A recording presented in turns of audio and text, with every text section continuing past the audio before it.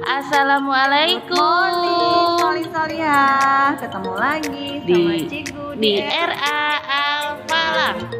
Nah, kali ini temanya apa nih Cikgu Diana? Ini temanya kendaraan dengan subtema kendaraan laut dan udara. Coba kalau kendaraan udara tuh apa aja sih Cikgu? Ada balon terbang, ada roket, helikopter, pesawat. Nah, coba kalau pesawat itu yang mengendarainya siapa? Bapak pilot, berhentinya di bandara. Oh iya. Kendaraan laut, kendaraan laut ada apa aja? Ada kapal laut, ada kapal pesiar, ada kapal penumpang, kapal muat barang. Nah, yang mengendarai kapal laut namanya nahkoda. Di dermaga atau pelabuhan ya. Nah, Cikgu Diana tahu nggak, ternyata perahu itu udah ada loh dari zaman dulu. Iya Cikgu ya, ternyata kapal laut itu dari zaman Nabi Nuh sudah ada.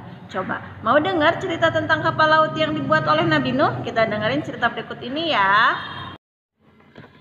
Setelah Nabi Idris wafat, manusia mulai membuat patung dan menyembahnya seperti menyembah kepada Allah.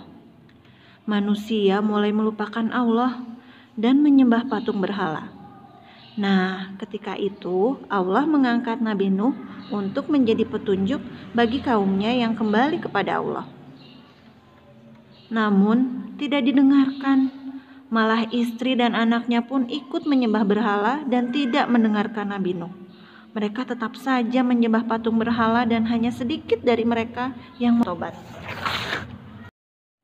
Kemudian Nabi Nuh berdoa kepada Allah untuk diberikan petunjuk dalam membimbing umatnya. Allah pun berfirman kepada Nabi Nuh agar Nabi Nuh membuat kapal yang sangat besar untuk menyelamatkan umat manusia dari banjir yang akan segera datang. Nabi Nuh mengingatkan kepada umatnya bahwa akan ada banjir yang besar dan hanya Allah yang dapat menyelamatkannya. Tapi umatnya tidak ada yang percaya.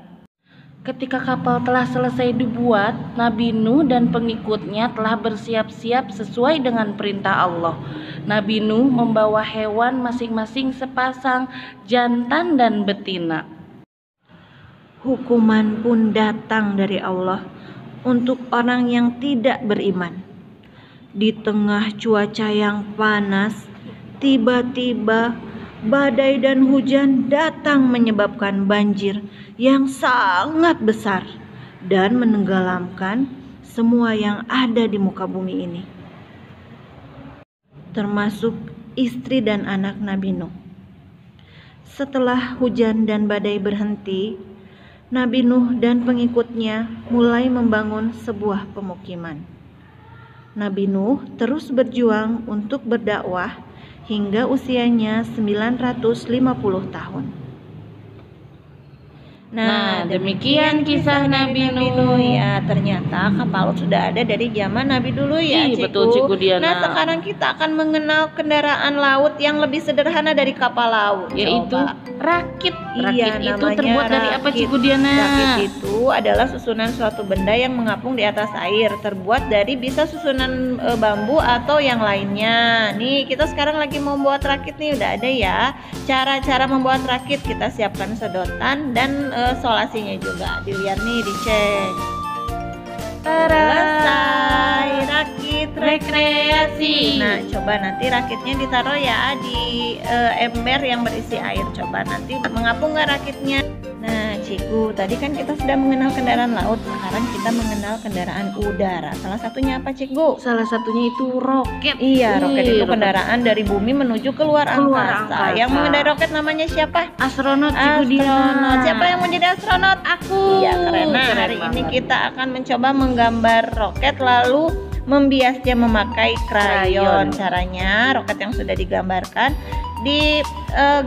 digambar terus dipakai krayon ya, sisi-sisinya ya, lalu krayonnya dibiaskan memakai ibu jari. Nah, caranya tuh ditekan keluar ya, arahnya keluar. Nah, tada, selesai roket luar angkasa.